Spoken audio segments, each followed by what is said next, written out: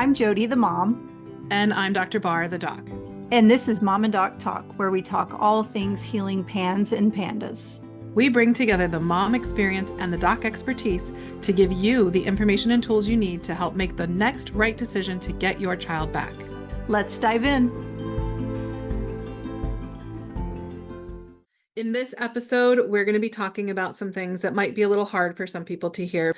So there might be some traumatic events that are discussed that could be problematic for some people. So just listen carefully if this is one that you might have concerns about whether it would impact you negatively, or if you really think that it might not be so great for you, go ahead and skip it until you're ready for it at another time. Hi, everybody, and welcome back to Mom and Doc Talk. We are joined today for our first mom guest host of our season 3 for this series. So we are very happy to welcome Sarah. So Sarah is the parent of 3 kidults, one with mild PANS and one with severe PANS. She grew up in Los Angeles County and settled in Orange County, California, with her husband of 25 years. She was an elementary teacher for 10 years before deciding to switch to special education. And I just got to pause and say, like, special place in my heart for anybody chooses special education. It is a tough route. I mean, my mom was a teacher, my mother-in-law was a teacher, my grandmother was a teacher, long line of teachers. Teaching is hard enough, and to switch to special education. So good for you. I love it. Sarah has been teaching in elementary special education for the last 15 years and absolutely loves her career. She loves to garden and hang with her family and their 2 dogs, and she is passionate about homeopathy as it's changed the course of her child's life and therefore hers as well. So welcome, Sarah. We are very honored to have you join us, and so grateful for every parent who is willing to come and have the vulnerability to share about their story, because this is not an easy journey to go through. So welcome. Thank you. We read your bio, but tell us just a little bit more about yourself. I mean, that kind of covers it. I don't know. I'm a problem solver. I'm someone that is going to, like, if you put a problem in front of me, I'm going to try to solve it, which I know is not always a good thing. I've been told that. But I feel like that's kind of how I ended up here in the first place, is because I was always searching for, like, how do we fix this? How do we, and I don't know, that translates into my life in general. I'm constantly researching and looking into things, as I'm sure a lot of parents are when they have kids with struggles. But yeah, you pretty much nailed it with everything else. That's what I do. I get up, I drink coffee, I go to work, I come home, I be a mom, and then I start it all over again the next day. So, well, I love that you gave us the context, though, not just about what you do, because that's what we generally put in bios, right? We put what we do in bios, and, like, I love how you said, like, this is who I am, and, like, shared a little bit more about, like, how you relate to the world, which I'm sure a lot of parents actually appreciate, because so many identify the same way that you do. Like, that's how a lot of people end up here, is they're looking for solutions. They're like, they are problem solvers. So I actually really appreciate that. Hey, I don't think I was born that way. I think that life made me that way. Do you know what I mean? Like the circumstances that were handed. Yep. I feel like you just read my mind, because I was sitting here thinking, I wonder how many of us weren't really problem solvers, or like highly driven to dive deeply into things. And then PANS kind of forces, which is part of why I feel like PANS also shows us some of the best parts of ourselves too. Because we learn about places that we don't know about ourselves yet. So let's start in the very beginning. Tell us a little bit about how PANS first showed up in your life.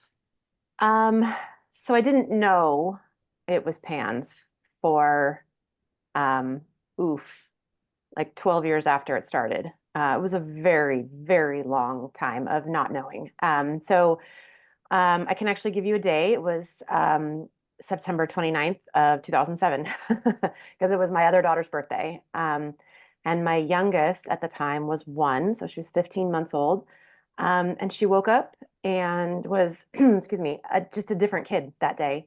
And, you don't think much of it first day. You kind of like, what's going on? Oh, you're not feeling well, whatever. But she woke up really different.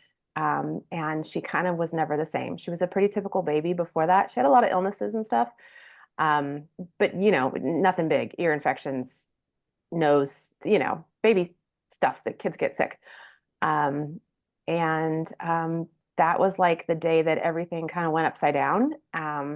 She lost, oh my gosh, everything, speech, motor movements, life in her eyes. She turned into what we call dead eyes.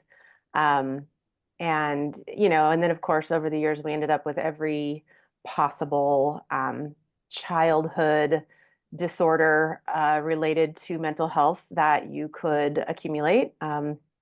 Easily got an autism diagnosis. I don't think the doctor looked at her for more than a second before she said, "Yeah, that's called autism." I was like, "Okay." Um, How old but was she? she was 2. Okay. Yeah. Um, and so we did the autism thing for quite a while. We operated under that diagnosis for a long time. Mhm.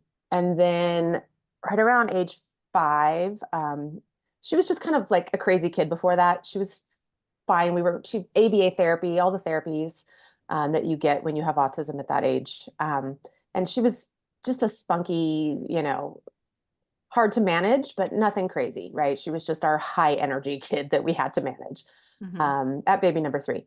And then when she was 5, it got kind of nutty, like tantrums kind of started, bad ones. And then that's when we ended up with like actual medication, you know, putting your 5-year-old on Prozac is never a good thing. But that's what we did. That's what we had to do. We were in survival mode trying to figure out how to calm it down. Mhm. Um, we operated that way for a little while. And then age 9, it ended up like, okay, now we have an ADHD diagnosis. Okay, now we have an OCD diagnosis. She started having rages. Like, I don't know that you understand what rage means until you've, experienced it. I know you guys probably do. And those people listening to this would understand that. But like, Some the, wouldn't though. So if you can share. I- the average parent, a rage is just a really angry kid, right? This is not that. This is tearing apart walls, tearing apart doors, breaking windows. We have scars, physical scars from being attacked. This is putting keypad locks on everyone's door but hers to save your other kids and yourself in the middle of the night because she walks in with knives and scissors. That kind of rage. Um, and it was almost every day from like age 9 um, until around age 11 is when I discovered PANS. Because at that point she got a bipolar diagnosis as well because she was going to school and managing her day. And yeah, she had an IEP and everyone knew she had stuff going on, but there were no rages at school. Mhm. There was nothing like that. She had friends, people that would, tolerate her, play with her at recess, things like that. Um, it didn't look the same at school that it looked at home. And, you know, I don't know. Yeah. I don't know where I was going with that, but when she got the bipolar thing, she got her bipolar diagnosis because of that. I think that ability to be off on whatever, and I think that was diagnosis number 6. And at that point, I was like, okay, seriously, like, what, what is this? Mhm. Um, and that's when that whole like need to search really got going because when your 11-year-old has 6 mental health diagnoses and no rationale. No one could tell me why any of it, right? It just, Right. here's another one. I felt like they would pick up a dart and throw it and be like, what have we not called it yet? And then just pick a new thing, right? Right. So I started going searching for answers and we ended up with the PANS diagnosis somewhere around 11 or 12. I don't remember, it's fuzzy. Was that something that you found on your own and you took to a doctor or you went to Yep. like so how did you Nope. find out about it? Um, I was sitting in a tire shop getting tires on my car, and there was some magazine, I don't know what it was, some family magazine or whatever that they have. And there was an article that said, "What if it's pandas?" And I was like, "What's pandas?" And I started reading it, and I sat there like sweating in the middle of the Mhm. tire store, going like, "Oh my God, like this is my kid." Mhm. Um, and it wasn't pandas because she didn't have strep, but it was pans. Same Mhm. to me, it's all the same. Pandas is pans. Pandas is It, a specific type of pans. yeah, yeah. So I literally sat there like staring at this magazine, just reading it over and over and over. And then I ran home and dove into the computer And I can't remember how many criteria there are presented, and how many you needed to have, but she had like triple the number of symptoms that were required for the diagnosis. And I was like, holy cow. And I called her doctor that day and made an appointment. And he was a functional slash uh whatever, what's the word? Allopathic. Yeah, the Um, conventional yeah, allopathy. he sat on both sides of the fence, which is why I Mhm. liked him so much. Mhm. And brought it to him, and he was like, "Well, I don't know." Did a bunch of tests, which I know now he didn't even have to do, but he did them all. We paid all the money for the Cunningham and you know, all the whatever the tests are beyond that, Mhm. all the strep tests, things like that. And then he diagnosed her. So Mhm. yeah, that was a long answer for how it showed up in my life, but It's always a long answer though, it, because it's never a simple thing for any family. yeah, it was like 12 years of trying to manage it before we realized what it was. And it just got progressively worse and worse and worse until it got to the point where like I didn't even want to go home. Yeah. So Can you yeah, tell us a little bit more about that? about not wanting to go home. Yeah. Uh, yeah. Yeah. I was working at that point, obviously. I went back to work when she was 5. I had to take off time from teaching. That's when I made the transition from general education to special education, was while I was home for 5 years when she was little, because I couldn't go back to work. She needed therapy all day long. Um, and that was a good time for me to take night classes and things like that. So Mm. anyway, I was working, and I found myself one day driving home and feeling like I couldn't breathe, like really feeling like my throat was closing up.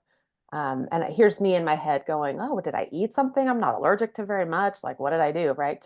Went home, took a Benadryl, thinking that that would solve the problem, um, and went about my day. The next day, driving home, the exact same thing happened at the exact same spot, like 3 minutes from my house, and it hit me. I was like, okay, this is anxiety. Like, I don't want to go deal with her.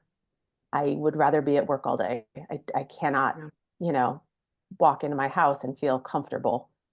Um, yeah, that was bad. It was a Yeah. real hard realization. Yeah. There's a couple of things that you said that I want to make sure that we acknowledge and talk about. So first and foremost, I want to applaud you even more than I already did that you chose special ed and as a focus while your daughter was going through all of this, while you were at home with her. You said, I am you're not the person that said, I have enough of this at home. I don't want to deal with any of this during my day. You said, okay, Yeah, bring it, basically. Uh, yeah. Kind of funny if you think about it. I don't know. I don't know how that happened, but it did. Yeah.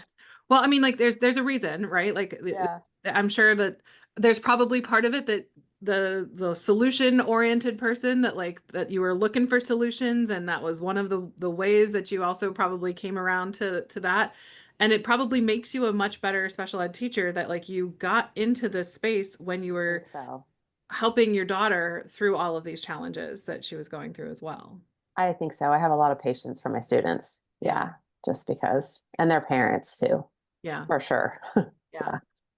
Um, I just want to acknowledge too, before we go into our next question, because we want to hear about like all the things that you did after you found out that it was pans and pandas. Like, people want to hear this. So, you Yeah. said it's not a good thing to put your 5-year-old on medication, and I want to, um, I basically want to like remind you that maybe it was a hard thing, but it's not Yes. necessarily a bad thing, right? And so, Sorry, like, I should have said it wasn't a feel good thing, yes, right? Because we absolutely made the decision to do it. yeah, And she was not only on Prozac, she was on guanfacine, hmm the Intuniv, whichever hmm one, at the time. And we have tried since then a whole host of pharmaceuticals. So hmm I didn't mean it to sound judgy for anyone else who has their child on something. I would never say that. What I meant was it didn't feel good. Like I drove yeah, home with the prescription and sobbed in my driveway, right? right. So, but we did it, and we have since tried many of them. So no judgment on trying it, absolutely. But it felt crappy. And I wanted to offer that for you too, not just for Yeah, like to acknowledge for anybody else who might be listening and heard that yeah, and might have had like a because uh-huh, we all want our kids to be as healthy as possible and it's a hard decision to absolutely. make. and we sometimes need to make those decisions, right? Yeah.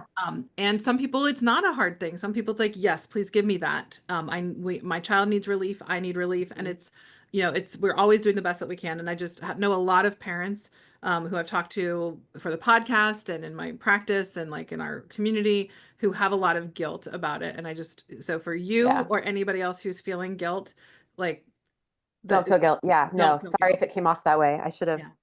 No. rephrased. There's you did great. I was more concerned about you feeling guilt, and acknowledging that there's At this a lot of point, yeah. yeah, no, at this Okay. point, All I had right. to give all that up. Fantastic. And I hope for that for everybody, that everybody's Yeah. able to get to the point that they let go of anything. They've always made the best decisions they could to get to the place that they're at. And we Yeah. always are making the best decision we can, even if in retrospect, we might have wanted to do something different, or even if it was a hard decision. And you Yeah. were dealing with a really hard thing. Like, I really appreciate that you shared Yeah. that, like, so many families, it's not a clear PANS onset. Like there's this description of PANS being like this overnight, which you did see an overnight change, but it Mm-hmm. wasn't a clear PANS overnight change. No, Um, and then it got the stacking on of more and more diagnoses and like all in the mental ridiculous. and behavioral health realm. And there's so many people Yeah. that, like, if they're carrying a whole lot of diagnoses, the central factor might just be PANS. So I'm really glad that you shared Yeah. all of that. It makes so much, it was such an aha moment when I read that Mhm. article because I'd never heard of it, right? And you don't know what you don't know. Yeah. So, like PANS is not anything anyone ever mentioned to me before. So, Random Magazine, thank you so much. Changed our life. But if you don't know, you just follow what doctors tell you, you Yeah. know? Yeah. So, A whole lot of random things that get people where they need to go. It was a random magazine that had me so in random. naturopathic medicine too. So Really. yeah. Yay Yeah. for magazines. Yeah. Like, I don't know. Was yours in a tire shop? Yeah. Mine was not at a tire shop. Mine was while I was an Arabic linguist and I was like at work Okay. in defense intelligence, and like I was taking a break and I was reading some magazine. So Break not in a room. tire shop, but Yeah. also like a place that you wouldn't necessarily expect to be like, aha, here's what I'm gonna like, here's where my future is. Yeah. Um, all right, Strange. so as you shared, you've tried a lot of medications, and you worked with a doctor who did like both a functional and allopathic approach. So Yeah. what all did you really try before you got to homeopathy? And tell us a little bit about how it went. Um, I, sometimes I feel like the answer is what didn't we try?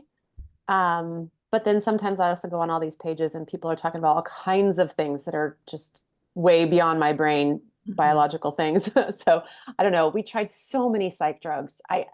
The list is so long. I mean, everything, SSRIs, SNRIs, antipsychotics, a variety of each, all the antihistamines, both over the counter and prescription, um, beta blockers, you know, oh my gosh, the anti-inflammatories, again, prescription and not. Mhm. Shout out to Motrin, actually, which works pretty Mhm. well. Right. Oh my gosh, love Motrin. What would we do without Motrin? Um, Steroids. Prednisone was actually the thing that tipped my doctor into believing, not believing per se, but diagnosing PANS. Mhm. He gave me a prescription for steroids, and I was afraid to use it because, roid rage, right? Mhm. And you don't ever hear anything good about steroids, really. Yeah. They're always, it's a negative connotation for whatever reason. And he gave them to me, and I held off for way too long giving it to her. There was one day, it was Veterans Day, and she was home, and I was home, and her throat was hurting her. And it was a really, really, really bad, bad day. Just so much aggression, so much rage. And I was like, you know what? Take this pill. And I gave her a prednisone. And she, 3 days, 2 days later, um, was like a different kid. I Mhm. came downstairs, hi, mom, good morning. And I was like, hey, hi, like Who just are you? right, just like, whoa. And so called the doctor and he was like, so you have immune issues, right? And I was like, okay. So then I'm diving into what actually steroids do because I didn't really know. Um, and that made so much sense with PANS. Mhm. So all these pieces started, coming together. But steroids were a great thing. Motrin is a great thing. We did a protocol for both of them. However, neither of those things can be used long term, right? So the steroids stopped working. Motrin decided to tear her stomach up while we were on a vacation in Canada. Oh, Didn't see that coming until she drank a lemonade one day, and then like that was it. Like couldn't eat for days, and here we are out of the country, right? That was awesome. So we had to stop Motrin. We were stopping steroids, and then it was like, okay, now what? All my rescue remedies are gone. We ended up doing IVIG. Um, and I remember talking to Jody about this when I was doing my intake about how we did it. And the first 3 months, I was like, okay, this is helping. This is so great. And I had put so much effort into getting that approved. And anyone who's tried that will understand yeah. how hard it is to get IVIG approved with a PANS diagnosis. Like it was nuts. Yeah. And then to get it covered was a whole nother thing, right? Just Mhm. craziness. The first three weren't covered. We were shelling out money right and left, trying to help our kid. And we were 7 months into IVIG and it stopped helping, much like like a lot of the drugs that we had used. She would Yeah. have great response at first. And then a few months in, like Abilify, she was on Abilify for 7 months and it was glorious. And Mhm. then like the 7 month mark hit and it just, she fell apart. And so of course, what do? You increase the dose. Okay. Yeah. And then it got worse. And then we did like a Risperdal trial for 2 weeks and she lost functioning, rages were worse, like lost all her executive functioning skills. So then we like pulled that one. Everything was just trial, error, trial, error, trial, error. Um, and the same thing happened with the IVIG. We were on month 7 and I was like, and we pushed through. We ended up doing 9 of them. I had started homeopathy by the ninth one. Um, but the ninth one turned her into just a raging feral. I hate to use the word psychotic, but she was psychotic afterwards. And so we quit that too. Yeah. So we tried, oh my gosh. You And tried it all. that was just the stuff I was putting in her mouth. I mean, supplements, right? I don't Mhm. even know. We were spending $500 a month on supplements. Like, I don't even know if any of it worked. Mhm. It was ridiculous. It was too many to even count. No, she was taking 50 pills a day. It was ridiculous. So yeah. And with an autism diagnosis early on and seeing a functional provider, you're probably on a pretty strict diet too, is my Yep. guess. Oh yeah. She was gluten free. We did dairy free for a while. Didn't seem to make a difference. So mostly gluten free, no colors, absolutely no artificial colors. Yeah. All the great easy things to manage with a Mhm. young kid, entering puberty and all that. It was awesome. Yeah. And you were drowning in all of this, I'm sure, as we all drowned in it. All of it. And financially too, because I mean, who can, afford just the amount of supplements? It was ridiculous. The doctor's appointments, like it was insane. Yeah, Yeah. Yeah. I crazy get making. like blah thinking about it. Mhm. Yeah. Well, tell us about how homeopathy first showed up in your life and how you learned about it. Facebook, watching, joining the group. Um, as soon as I Oh, got so you the hadn't even diag, heard about it? Like it was no, not a new thing uh-uh, for you? Okay. no, I had no idea. I mean, I'd seen the vials and whatnot at the grocery store. We got the Yeah. local Sprouts or Henry's, whatever you want to call it, Mm-hmm. that has it, Whole Foods, things like that. Um, but I didn't know what it was or pay any attention to it. Um, Mm-hmm. and then I joined every Pans or Pandas Facebook page that I could. And your page with the title with Pans and Pandas in it was one I was like, hey, why not? Let's do this.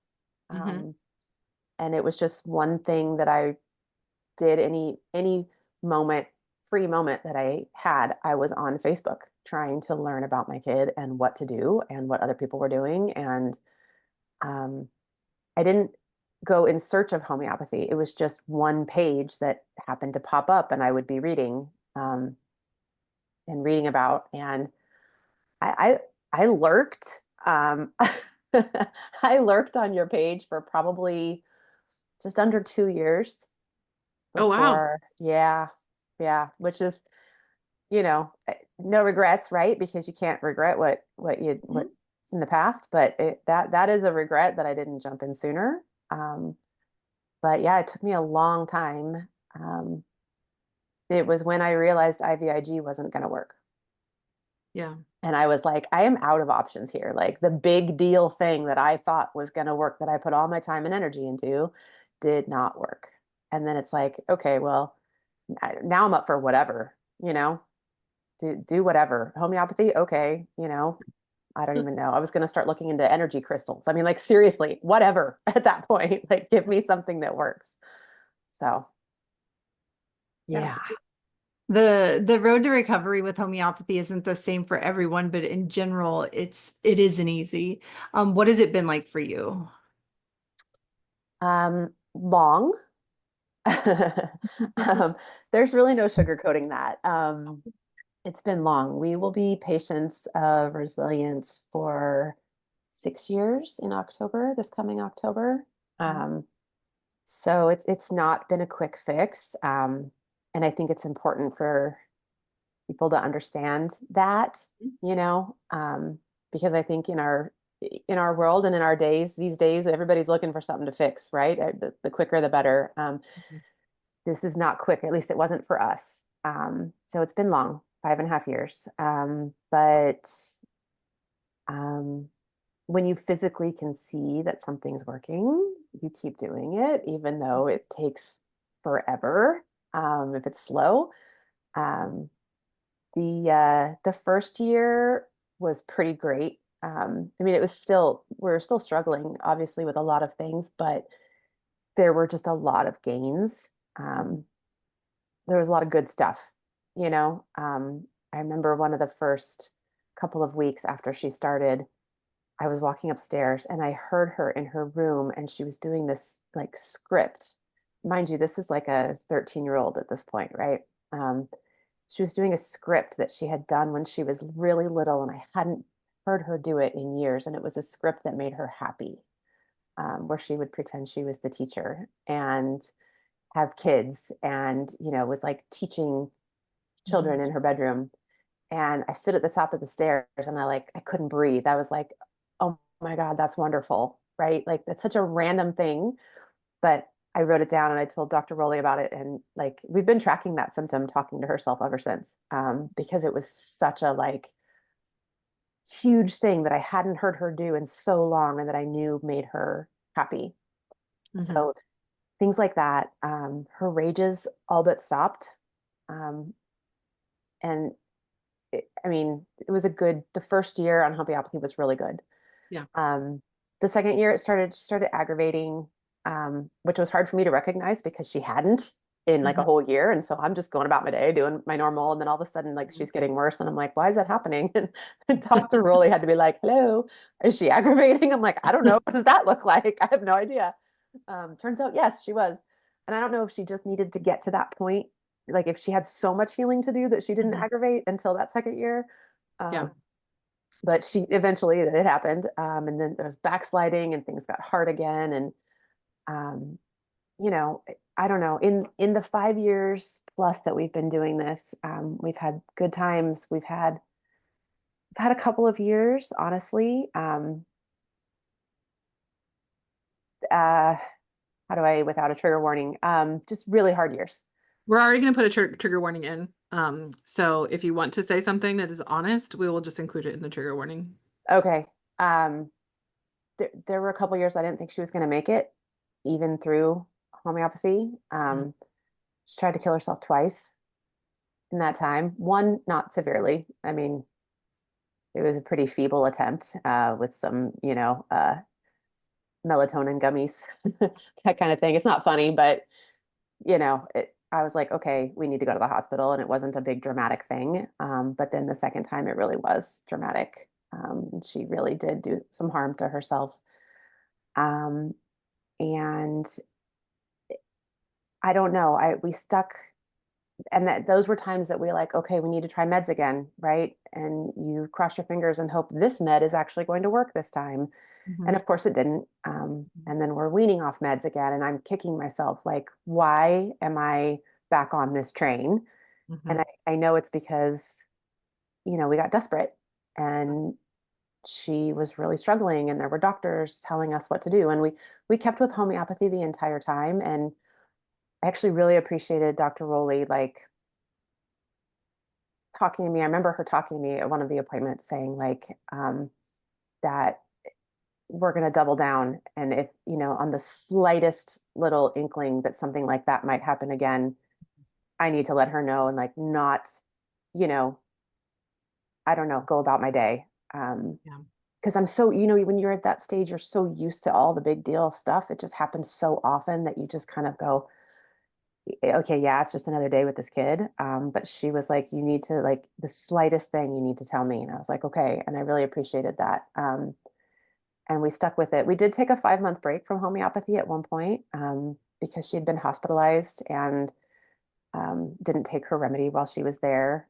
Mhm. And um, I needed a baseline. And I kept in contact with Dr. Rowley, but we took a break until the point where I was like, okay, I can see she needs something again. Mhm. And we jumped back in.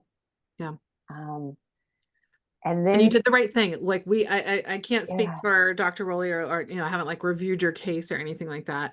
yeah, But you know, at Resilience Naturopathic, when we see kids go through these episodes that, you know, like homeopathy is not like a shield. It's not going to like no, prevent any, like if there's something that's part of somebody's susceptibility, it could still manifest. And sometimes like puberty, it sounds like maybe there was a yeah, puberty component there that when totally.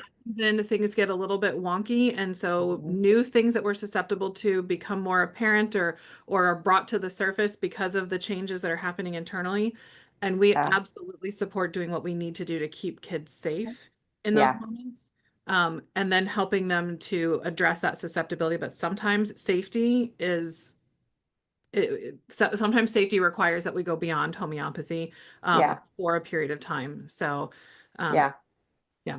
And we did, and she's always been on board with, you know, as long as I tell her what we're doing, you know, like just so that everybody's on the same page. And we had to do that, and we've had to do that throughout the 5 years, give or take, with random things. Mhm.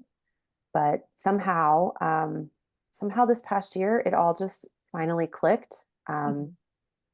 She turned 18 last June, and so we did add TMS because that's a adult only covered situation, right? So we did TMS. I'm not sure if it helps. She thinks it did, but you know, we did that with homeopathy as well. Mhm. She went through a ton of therapy after her hospitalization. And honestly, the first time we didn't do that because she wasn't in a place where she could accept it. And she finally got to that place where she could accept the therapy and that she needed it and that she wasn't, um, you know, um, so I don't know. Before that, it was always, I don't need it. I don't need it. I don't need it. And I'm like, are you kidding me? Like, if there's anyone who needs it, it's you, love, right? And but she couldn't accept it. And then at this point, she finally got to the point where she could. And it all just kind of fell into place at that point, you know. She's been on the same remedy now. I mean, she's been on a lot of remedies. The first one we were on, she was on for over that first year, was the same remedy, and she's revisited it, I think, at least two more times, which is always interesting. Mhm. But the one she's on now, she's been on, I think, almost a year now. And something about it, I don't know, it still works to this day. And yeah, it's been, the question was the road to recovery. It's been long. I don't Yeah. know how else to describe it. Long, Long and hard, it sounds like. long and hard, but also being where we're at right now is, it's surreal. Yeah. Yeah. Well, I'm just curious. Yeah. Where are you at right now? How is she doing now? What's life like right now? Um, Good. I don't want to jinx it Mhm. by saying good, but she's doing well. She's happy. Um, she's a senior in high school. Um, she got her driver's license in August, and passed it, the permit and the test on the first try, which in California is supposed to That's be a really hard thing to do. hilarious because her brother and sister did not, right? And so I'm like, okay, plot twist, like what just happened here, right? Alternate universe stuff. So she's been driving. Her grades are okay, you know, like she's not failing any classes, which is great because that's happened. Um, and she just got a job. Um, and it's a very people-y job. And she's hosting and food running and answering phones at a restaurant and likes it and is making her own money and is feeling productive and is going out with friends. Like she doesn't have a lot of friends, but she has, what she needs. And she's going out, she's taking herself places comfortably in the car, and she's planning to go to community college next year. Like if you would have asked me these things, I mean, even up to 3 years ago, certainly not any time before that. If I would have thought that this kid would have done that, and never in my wildest dreams. Like the goal has always been just graduate high school, and then I don't know what we'll do, but I'm like shocked Yeah. at how well she's doing. So, and I know that sounds awful, right? As a parent to say you're surprised that your child is thriving. But like Well, I'm when you go through what you went through from the genuinely time she was surprised. 2, like I I can't imagine any parent who had been through even half of what you went through from the time that she was 2 to not feel like surprise or shock, because it's such a turn of events from like what your Yeah. trajectory was at one point. Yeah. I'm trying not to cry thinking about it. It's crazy. And like we had a family party a few weeks ago and we didn't tell anybody that she had a job, and everybody got there, and no one even asks where she is, because where is she? Always upstairs in her room hiding. She'll come down for food, but like she doesn't ever really want to associate with people. And so someone asked, hey, where is she? And I was like, actually, she's at work. And like the whole room turned and looked at me like, what? These are people that have known her whole life, right? Turned and looked at me like, I'm sorry, what? And then she came home all in her cute work outfit, and everybody, you could just see everybody was like this. I'm like, okay, so it's not just me, I don't know. Yeah. I feel badly saying that, but it's 100% true. I'm shocked Yeah. and very Don't pleased. feel, don't feel badly. I think it makes sense that we see our kids at the depths that they go to and how severe things really are. And I don't know that like it still feels surreal to me. Like I still feel Yeah, shocked at like random moments throughout the day where I'm like, my kid is thriving. And this is so yeah, like I just didn't I'm so surprised we're here, and it never stops being surprising. It's such yeah. a drastic difference between the two worlds. It Well, really even is. even from my perspective as a provider, granted, I'm not living in it with people all day, every day, like you guys are living in it with your kids, but seeing thousands of kids come through from like the where they are to where they get to, and like the pictures that we get, the Christmas cards and stuff like that that we get from families with their kids, like I'm literally getting chills as I'm saying this right now. Like all of the things that we get, Yeah, that these kids, that when you look back to where they were, and like we are still shocked day in and yeah, day out, even having seen literally thousands of kids get their lives back and like improve and just function, and like these small things that none of us at Resilience Naturopathic take for granted, because these small things are so huge. Um, because the they're truth of the matter huge. is there's so many people who they yeah there was not this, the things that they're doing were not things that anybody would have ever expected them to do. No, not at all. And something you said about kids getting their lives back, it's not just the kids. Hmm. Um, it's anybody who lives with that child gets their life back. Yeah. Our whole house was falling apart um, until we started homeopathy. And PANDAS is I, definitely a family condition. It's not just one yep, person. Yeah. and I 100% credit homeopathy for fixing it. I do.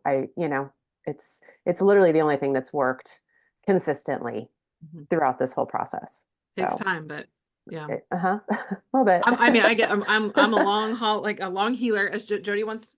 Jody's like, it's not a long hauler, it's a long healer, because that we've I like got that. healing coming with it, and things Yeah, are getting better, even if it's taking so long healers. I am also yeah, one that has been a yeah, long healer, and yeah. um, I've read your story. Yes, yeah, yeah. It sounds like incredible. your daughter and I have some things in common. It sounds Oh, like, yeah, I'm if she turns out half as successful as you, I will be thrilled. Thrilled. Let's talk about the good and the bad, or not necessarily the bad, but let's talk about what you love the most about homeopathy, but then Mhm. also what you found the most challenging. Yeah. I love I love that it's consistent. Even when a remedy stops working, I know that's okay because I just get on the phone with Dr. Rowley and we get another one. Mhm. And that one probably will, like that consistency is super uh, comfortable, comforting. After all the other meds we've tried that just haven't worked, it's just nice to know it's like always there, Mhm. and there's so many variations. Like, hey, this one wasn't good, but there's always another, So that's kind of nice. Mhm. Um, I love that it's gentle, and that even if there's an aggravation, it's not a permanent thing, and that there's a way around it, and that actually that usually means that something good is coming, right? Which is counterintuitive to what we normally, are taught. But I love that part about it, that there's no damage being done, right? Mhm. Versus with meds, I always felt guilt there's that guilt again. Especially the heavy duty ones. Like, Mhm. it's just so hard to give something like that to your child when they're little. Um, I love that I can see it working. Mhm. Um, she's a pretty quick responder. So like I'll give her a pellet, or she's at the point where she does it herself. And 20 minutes later, she's like, I hate to say fixed right up, but like it is noticeably a difference when she's on the right remedy. It works very quickly for her, which is awesome. Um, and I love that it's actually healing her rather than just covering up stuff, which is what everything else did. I feel like it's just covered it all up, and then it came back in other ways. It's Mhm. it was always like we were squeezing it into some other spot, and then it would seep out over here. And it just with homeopathy, I feel like it's actually healing her, like you said, long healing. Mhm. Um, and I don't know. I affectionately refer to it as sorcery because I know I know that there's science behind all of it. And by almost 6 years in, I should have a better grasp of that, but I don't. And I just trust the process, that it works. And, if Dr. Rowley tells me to do it, I do it because I trust her so Mhm. much at this point. So anyway, I love all that about it. What's challenging other than just it's that speed, that whole long healing thing.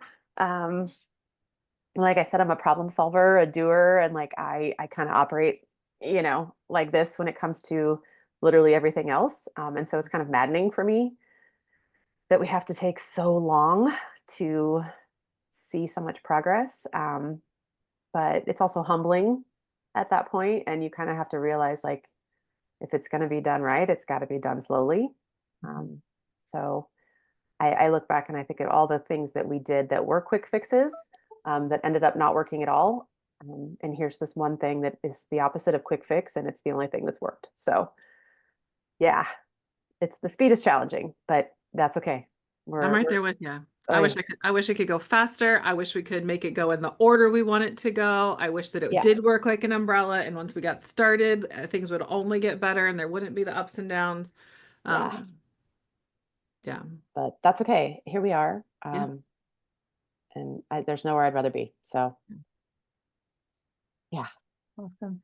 What advice would you offer to parents just learning that their kid has PANS? Um, hunker down. I'm not sure that's helpful, but it's true.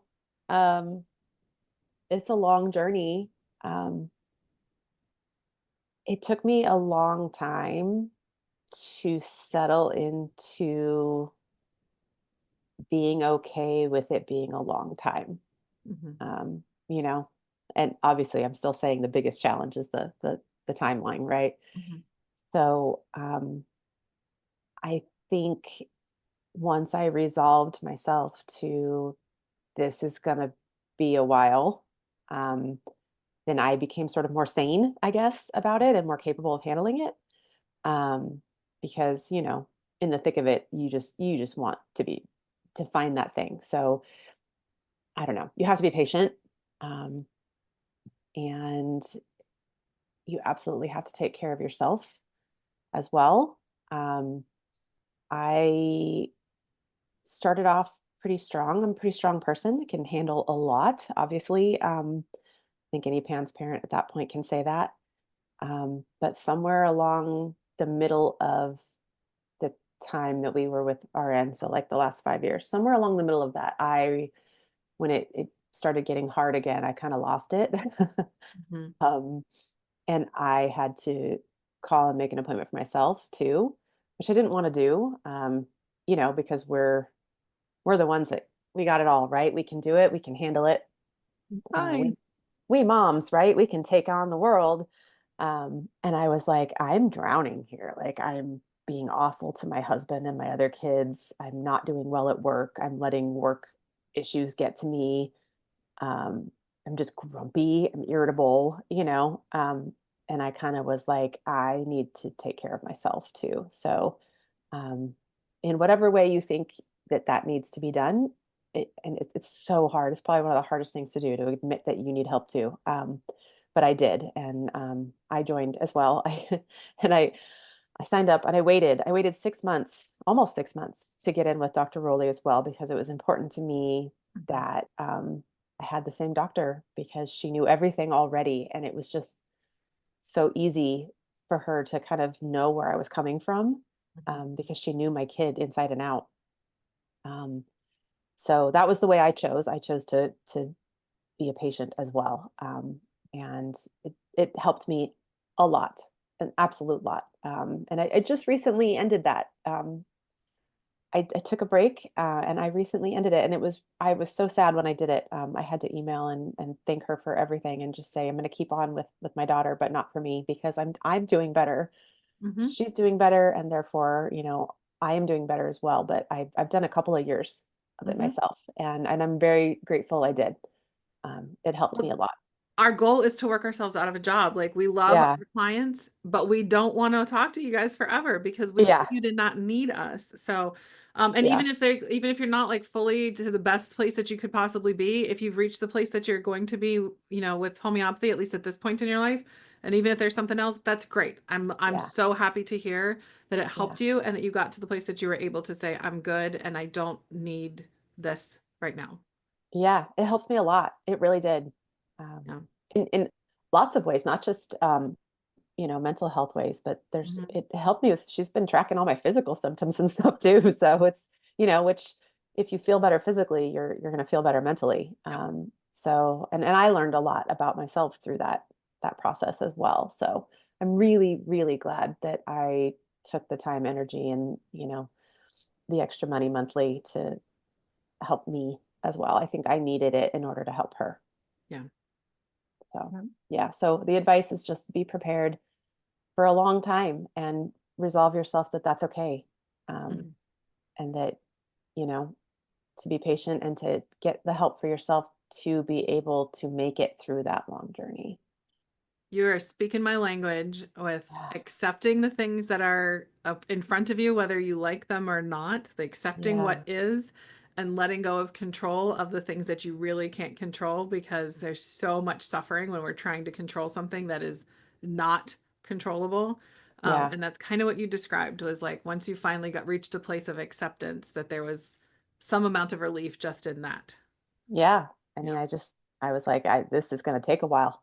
Yeah. And I just kept telling myself she was sick for, A while. like almost 13 years at that point. It's like, that's not going to fix overnight, like and I didn't even, people ask all the time on your page, right? How Mhm. long? How long? And you're Mhm. constantly answering. I see that you're constantly answering, anywhere, 2 years, however many years, right? And when you're new, I was like, okay, 2 years. Okay. Okay. And then Yeah. it's like a year and a half in, I was like, okay, no, that's not Yeah. going to be the case. And really, once I was like, I have to take a timeline off of it. Yeah. It's not going to be 2 years. It's not going to be 3 years. It might be 5, 6, 7, 8 years. I don't know. Right. That's okay. As soon as I was at peace with that, I was able to manage it better. And So, even when we look at averages, that's still mhm. just an average. There's people on like all sorts of spectrums with it, Yeah, and like lots of things that contribute, including, you did a lot of things that you needed to do to help your daughter before you even knew homeopathy existed. Yeah. And sometimes that makes things a little bit Makes it more longer. complicated. Yeah. Yeah. Like how many of those things were the opposite of helpful? I don't know. I Yeah. don't know. So we Hmm. had a lot to unravel. Talk about an onion. I mean, so, like she had layer upon layer of things, and Yeah. who knew? Yeah, who even knows what was going on in her body, but it was not pretty. So it's taken a long time. And even though she's doing so well right now, I don't say like she's healed. I don't say that because that's too final. You know what I mean? Like she's healing. She's Hmm. on, I do believe she's on that other side of healing that you talk about, right? Hmm. Like the Because I can second see half. the second half of healing. I Mhm. can see that. I've been able to see that for a while. Yeah. Um, but I I don't know what really healed looks like yet because it's just been such a short time still that she's Yeah. been doing this well.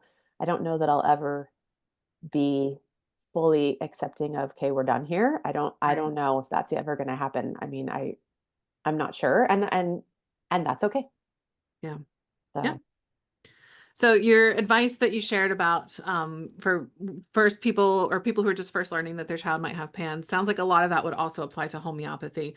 I'm just curious if you have any other advice that you would offer specific to homeopathy other than like it's going to take some time and you maybe need to hunker down and have some patience and take mhm. care of yourself. Like that all applies there. Is there anything else for Yeah. people who are considering it or who are maybe on the early side of their healing journey? Yes. Okay. So two things. Okay. One, stop lurking and make the phone call because I know there's people lurking because homeopathy is such a, this is going to sound disrespectful, but it's wild. Yeah. Like it's wild. It's just like, what? Something you can buy at the grocery store is going to stop my child from raging? Are you serious? Like, Hmm. and my husband to this day is still like, yeah, yeah, whatever. He, Hmm. he lets me do whatever, but he will never admit that this has been helpful because he's way too clinical. Yeah. Um, so stop lurking because it's weird and make the phone call. Like homeopathy's, it's unique, it's different, it's not something that people are going to understand or know about. That's okay. Make the phone call. That's the thing I wish I had done sooner. And then I know people say this too all the time, and it's something you hear a lot, but you have to get so good at observing. Hmm. And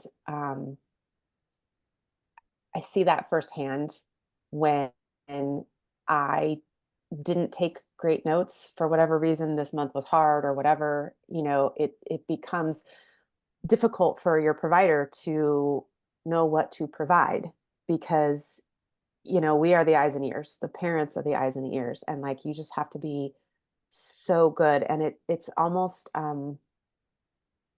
obnoxious because of how in depth you have to do it sometimes. And like I would just have my phone and a notes page, and Hmm. anytime I saw anything, I would write it down. And maybe it was nothing, Hmm. but and the weirdest things, like that whole example I talked about where she was talking to herself in her room and Hmm. scripting, right? Like that's not something you would normally think to share with a doctor. But that one thing turned into 4 more years of tracking it. You know Hmm. what I mean? Um, and I believe that symptom was pretty informative for Dr. Rowley. Hmm.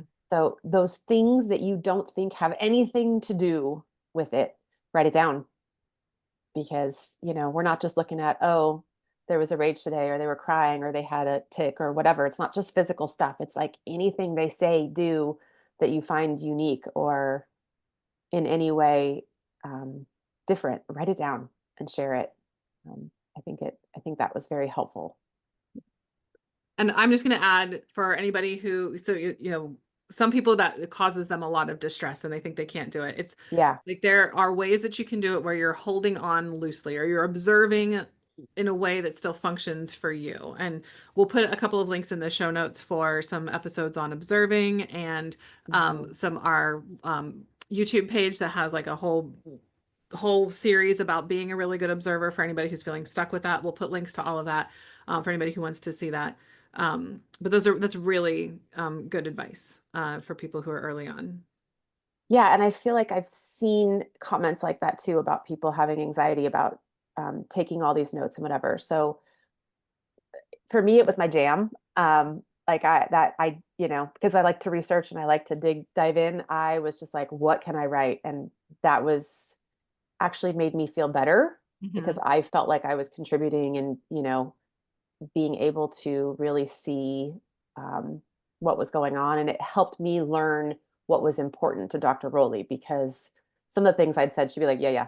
And I'd be like, okay, note to self, don't talk about that again because she didn't care about it. It wasn't a big deal. But then, it was important for me to learn that too. But for me, it really helped me, I think, to observe that way because it sort of gave me peace Mhm. that I was doing what I could do.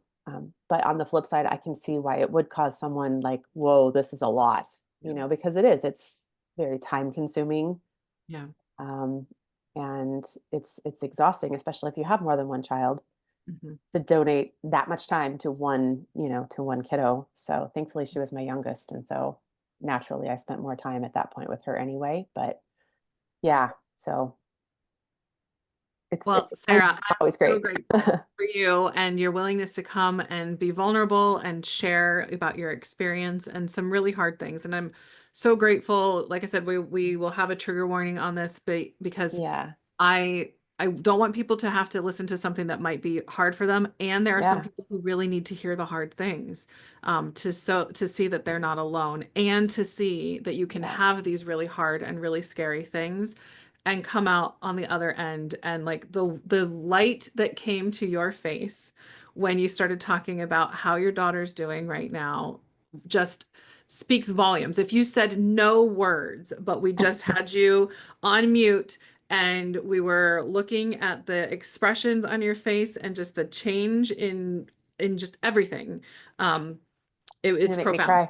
cry. It speaks volumes, just the difference that you see. And so like I said, I'm so grateful that you were willing to actually talk about the really hard things and not Have just to. skim over it You have because to. we do. We do. Yeah, I have to talk about it because it happened. Yeah. And I know that we're not alone in that and that other people are going through it. Yeah. So And it's not her fault. It's not your no. fault. And so Yeah. we can't hide these things that have happened to us, not things that we've caused for ourselves. Yeah. Like it's not something for people to feel ashamed of, and so many people do. So Yeah. I'm very grateful that you were willing to share. Absolutely. And I can't even express my gratitude to you guys for everything that you put out there for just one having this practice that is, so unique. It's not Mhm. something you can find just anywhere, right? Um, and just I, I don't even have words like to express. I don't know. I was one of those people that sent a Christmas card. I emailed it actually to you and Dr. Rowley. And Mhm. I think I basically said like smiles, you know, smiles by Dr. Rowley. Like that Mhm. literally like we're here because of her and she's here because of you. And I am so grateful for everything that this practice and she has done for my family. I can't even like I've never even met the woman in person and it seriously like I don't have words. So thank you. Yeah. Well, on that note, with no words for all of the things that we are all grateful for, we will call it a day. Thank you Yeah. so much for your time. Yeah. Thank you. Thanks, Jody. Thank you. All right. Take care, everybody. We hope you found this episode helpful, hopeful, and inspiring. We would love to connect with you on social media and have you as part of our amazing community. You can find us on Facebook by searching for Homeopathy for Pans and Pandas. If Facebook isn't your thing, you can also connect with us on Instagram and YouTube by searching for Resilience Naturopathic or clicking the links in our show notes. You can also visit our website, resiliencenaturopathic.com. As always, we value your partnership in advocacy and education. Your support through following, sharing, rating, and reviewing our podcast is crucial in our mission to teach the world about PANS, PANDAS, and homeopathy. So if you found this podcast helpful, please leave us a review. Together, we are making a difference. And finally, this podcast really is for you. Your questions and feedback help us make sure we are answering the right questions so you can feel confident making the next right step for your kids. Send us your questions or request guests by emailing us at podcast@resiliencenaturopathic.com, also linked in the show notes.